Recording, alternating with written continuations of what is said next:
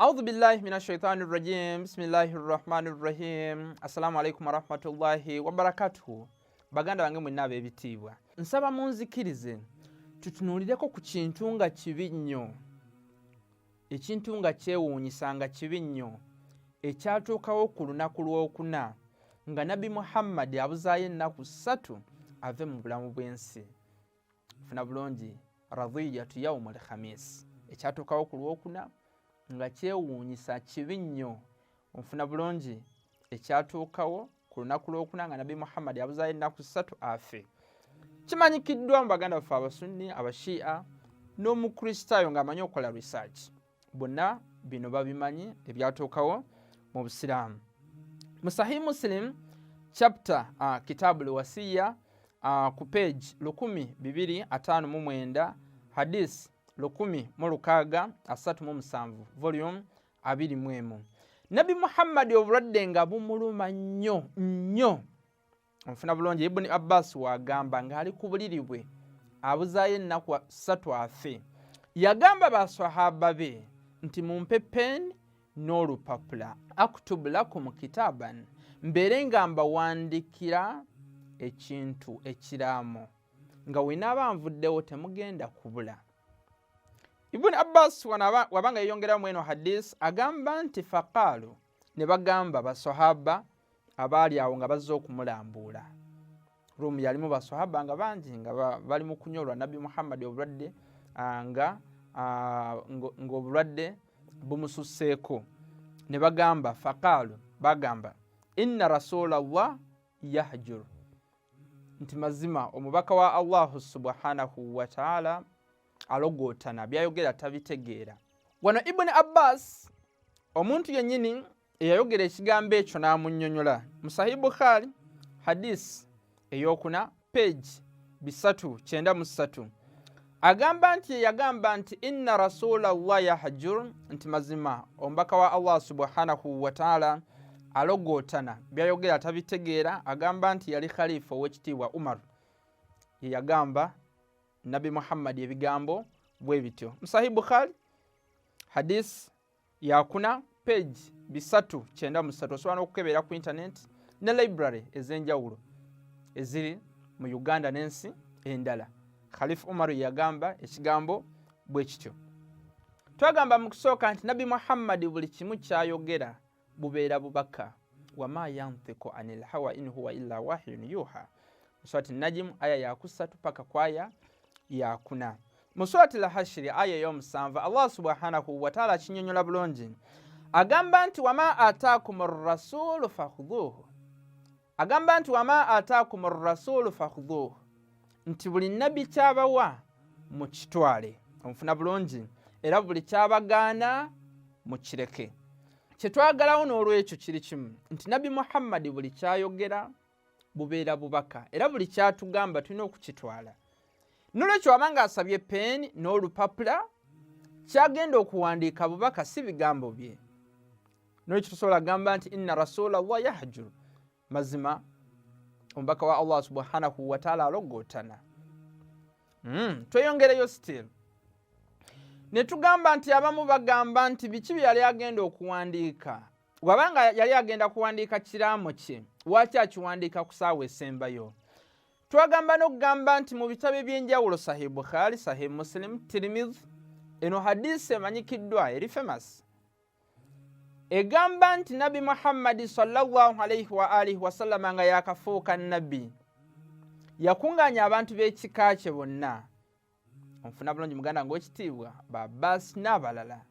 n'abagamba ani agenda okunnyamba mu guno omulimu Allah subhanahu wa ta'ala gwampadde ogw'okubeera nga ndi nabbi omulungamya w'abantu teri yawanika mukono gwe okuggyako omwana omuto Imam Ali ibn Abi Talib ye yawanika omukono. Nabbi n'amugamba bino ebigambo nti anta akhi mazima gwe oli muganda wange wa wasiye ate gwe omusika wange wa khalifati era gwe khalifa w'abasiraamu nga nvuddewo fasma'u lahu nabbi ateekako shariti kuba n'abantu abaaliwo abafamire ye mumuwulirize ng'ono wendi oba siriiwo wa atiu era mumugonderenga. Hadisi emanyikiddwa mu bitabo byonna. Kyetwagalawo nti n'olwekyo nabbi yali yalangira dda omusika we era nga niwe twalaba mu Gadiru 10 ekimanyikiddwa nti yagamba inni taariku fiikum thaqalaini kitaaba Allah wa itrati, ebizito bibiri byembaleseemu Quran n'abantu benju yange Baalubeit Katonda byafuula okwagana okugoberera nga tteeka mu Surati Shura ya 23 era nga niwe twalaba mu Sahih Muslim volume 2 page 238 n'ebitabo ebirala by'abaganda ffe Abasunni nga binnyonnyola Baalubeit bano abasika be 12 ng'asooka Imaamu Ali, Imaamu Hassan, Imaamu Hussein paka ku Imaamu w'omulembe gwaffe Imaamu Muhammad al-Mahdi nga we twagamba nti mu buli mulembe guteekeddwa okubeeramu walikulli qawmin haadi. Mu Surati Ar-Ra'd ey'omusanvu nti buli mulembe guteekeddwa okubeeramu imaamu omulungamya. Funa bulungi. Tekitegeeza nti Imaamu Muhammad Mahdi wabanga tali muffe n'olwekyo taliiyo gwali. Kiringa oxygen wabeerawo nga tomulaba oba nga Katonda we tumusinza nga tetumulaba naye nga atulaba era nga atugaidinga ku kkubo eggolokofu. Awo nga tweyongerayo still nga tumaze okutunuulira ekyo twagamba nti Nabi Muhammad kye yali agenda okubagamba kubajjukiza kiraamo kye inni taariku fiikum thaqalaini kitaaba Allah wa itrati, ebizito bibiri byembaliseemu Qur'an n'abantu bange. Qur'an entukuvu nga we twalaba nfuna bulungi era Katonda yagikuuma mu Surati Al-Hijr aya ya 15. Ne Baalubeit bennyini Katonda be yafuula okwagala n'okugoberera nga tteeka nga we tugambye mu Surati Shura ya 23 era n'abatukuza. Nfuna banyi muganda wange mu Surati Al-Ahzab aya 33 kye yali agenda okubagamba. Abamu ne bagamba nti hasbuna Qur'an, abamu ne bagamba era bagambawo nti hasbuna kitaaba Allah, ekitabo kya Allah subhanahu wa ta'ala kitumalira. Abamu ku baswahaba actually Ibn Abbas agamba nti era yali khalifu owokubiri eyagamba ekyo nti hasbuna kitaaba Allah, nti ekitabo kya Allah kitumalira, ogenda kutuwandikira, ogenda kuwandiika ki? Tugambye mu kusooka nti nabbi buli kyagamba bubeera bubaka, si bigambo bye. Funa bulungi. Ne tugamba n'okugamba nti Nabi Muhammad sallallahu alayhi wa alihi wa sallama n'amagezi gagamba tuteekeddwa okubeera nga tumuwa ekitiibwa because Katonda yamutuma ng'asoose kulaba nti asobola, nga bwe twalaba obulombolombo bw'abannabbi mu Suratul Anbiya ya 73. Awo nga tuvuddewo abamu era ne tulaba nti Nabi Muhammad ng'afudde nga yaakafa ne bagenda ne beerondamu mu Sakiifa. Ofuna bulungi. Ne bagenda ne beerondamu. N'olwekyo wannabbi wabagamba nti mumpe peni n'olupapula, kiringa abamu abaategeera nti agenda era kunyweza kiraamo kye kye yakola mu Gadiru 10 era kyayogera nti Qur'an n'abantu bange be basika bange. Ne bagenda mu Sakiifa ne beerondamu nga bwe twatunuulira mu misomo egyayita khalifa asooka owokubiri n'owokusatu. Ate nga twagamba nti Katonda yatonda era yalonda mu Suratul Kasosi aya 68 alonda bannabbi n'abasika baabwe era nga bwe tukyogera bulijjo nti yalonda King Twalut okubeera nga yamba Nabbi Yusha bun Nun. King Twalut teyali nabbi naye Katonda yamulonda nga wagamba mu Suratul Bakara aya 247 nti inna Allaha astafahu alaykum, Katonda yamulondera abo abantu wazadahu bastatan fil ilmi wal jism, namwongeza ilmu n'omubiri okubeera nga abeera mu ntalo tadduka. N'olwekyo n'okudduka mu ntalo si kintu kirungi. Awo nga tuvuddewo still Allahu subhanahu wa ta'ala wabanga ayogera ku kino baswahaba kye baakola okugamba nti omusajja alogootana, Katonda yakyogerako mu Qur'an. Kino baswahaba b'ebitiibwa kye baakola okugamba nti omusajja alogootana agudde eddalu byayogera tabitegeera, baamenya etteeka, amateeka ga Allah subhanahu wa ta'ala. Nga mu Surati Al-Hujurat aya esooka yennyini Katonda akinnyonnyola egamba nti la tuqaddimu bayina yadayi llahi wa rasuli, abange mmwe abakkiriza temulina kubeera nga mwetuminkiriza nga mwefuula nti muli bagezi, nfuna bulungi okusinga Allahu subhanahu wa ta'ala n'omubaka. N'olwekyo Katonda ow'ekitiibwa ne Nabi Muhammadi be bakama baffe tetuteekeddwa kubeera nga twetuminkiriza nga twefuula nti tubasinga okutegeera. N'olwekyo buli kye batugamba tuteekeddwa okubeera nga tukola ki? Tukigoberera. Aya ey'okubiri aya eyokubiri mu surati al-Hujurat Allah subhanahu wa ta'ala nagamba bangi mwabakkiriza la tarfa'u aswatakum fawqa sawti nabiyyi temusitulanga maloboozi gammwe onfuna bulungi eri nabbi oba okusinza ku ddoboozi lye erya nabbi temulina kusitula maloboozi gammwe okubeera nga muwogganira nabbi eno hadisi yennyini era ekinnyonnyola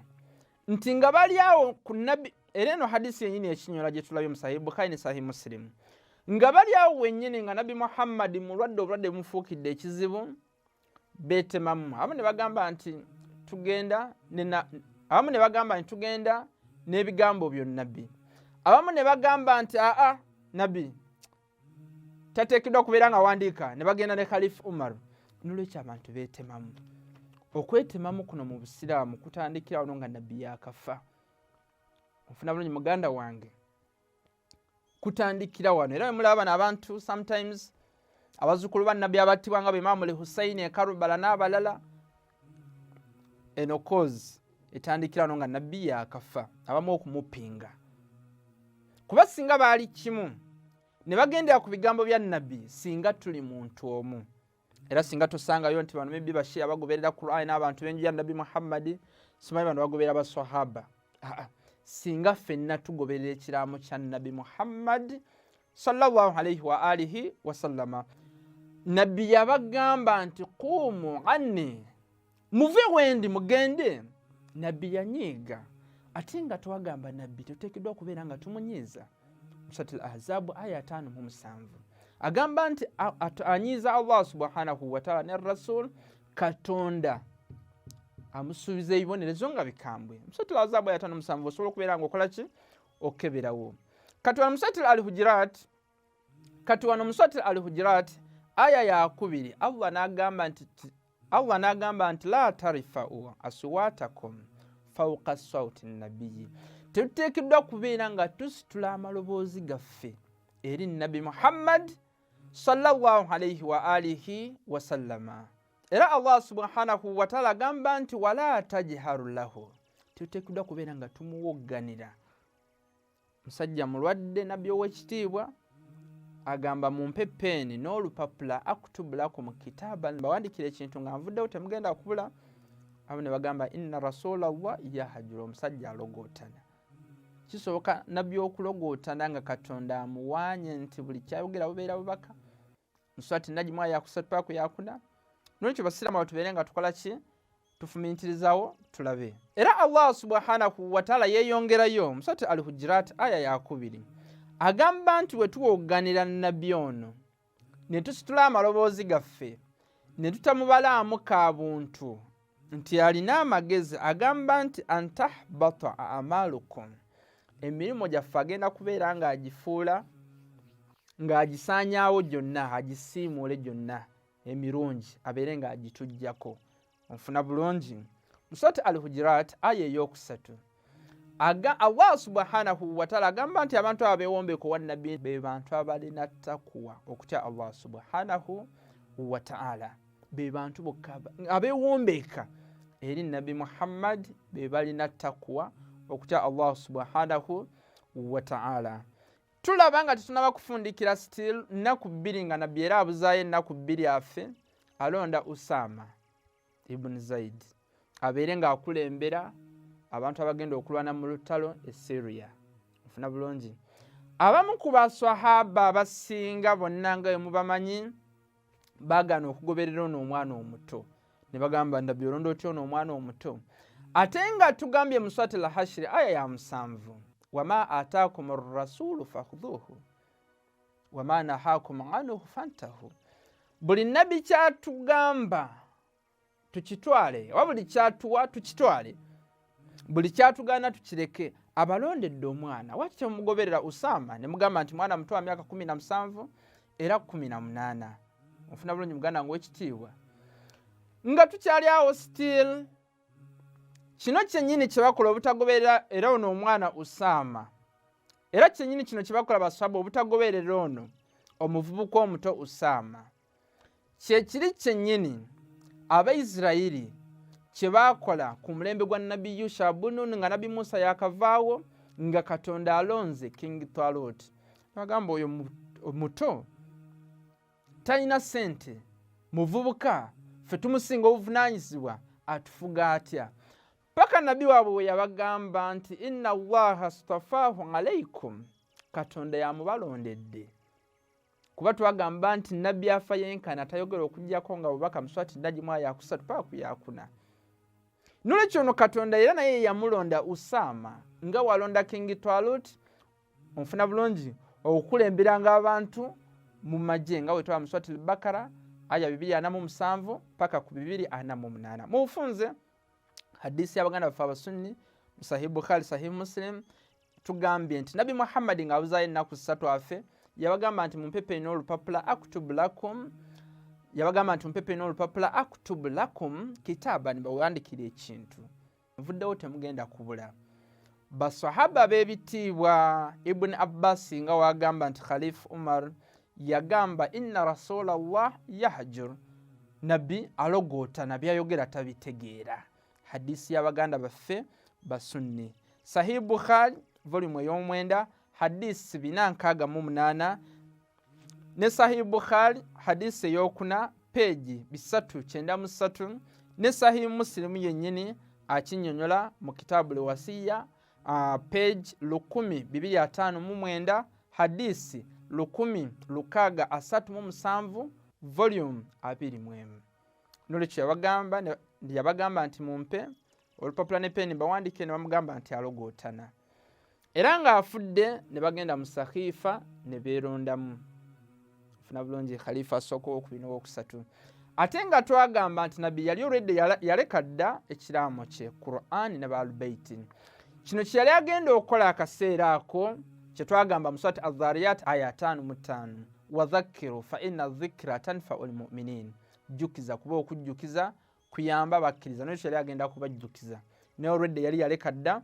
omusika we nfuna bulungi ne tugamba nti Allah subhanahu wa ta'ala in case muoganidde eri nabbi ne musitula amaloboozi gammwe antahbata amalukum ajja kubeera nga akola ki emirimu gyammwe emirungi agisazaamu wa antum la tashurun nga temukimanyi ne tugamba Surati Al-Hujurat aya eyokusatu abantu abeewombeko wa Nabi Muhammad ne batasitula amaloboozi ne bakola buli kimu be balina takuwa nsaba Allah subhanahu wa ta'ala atutte nga tutegedde nabbi waffe ow'ekitiibwa n'obusiraamu nga bebagamba tubikolerako afunye omusomo nsaba beere nga ogusharingira omulala wassalamu alaikum warahmatullahi wabarakatuhu